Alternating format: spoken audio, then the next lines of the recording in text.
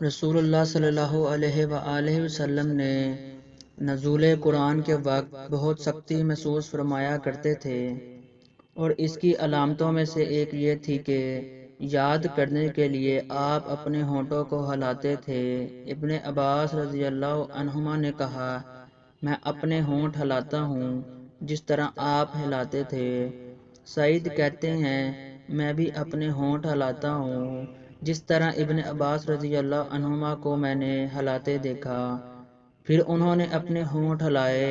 ابن عباس رضی اللہ تعالی عنہ نے کہا، پھر یہ آیت اتری کہ اے محمد، قرآن کو جلد جلد یاد کرنے کے لیے اپنی زبان نہ ہلاؤ، اس کا جمع کر دینا اور پڑھا دینا ہمارا ذمہ ہے۔ حضرت ابن عباس رضی اللہ تعالی عنہ کہتے ہیں، یعنی قرآن آپ صلی اللہ علیہ وآلہ وسلم کے دل میں جما دینا اور پڑھا دینا ہمارے ذمہ ہے۔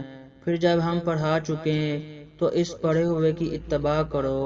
ابن عباس رضی اللہ تعالی عنہما فرماتے ہیں، اس کا مطلب یہ ہے کہ آپ اس کو خاموشی کے ساتھ سنتے رہو، اس کے بعد مطلب سمجھا دینا ہمارے ذمہ ہے۔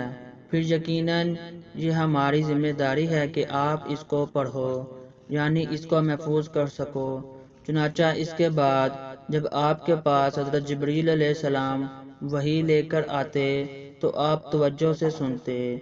جب وہ چلے جاتے تو رسول اللہ صلی اللہ علیہ وآلہ وسلم اس وحی کو اسی طرح پڑھتے جس طرح حضرت جبریل علیہ السلام نے اسے پڑھا تھا۔ صحیح بخاری، حدیث نمبر 5۔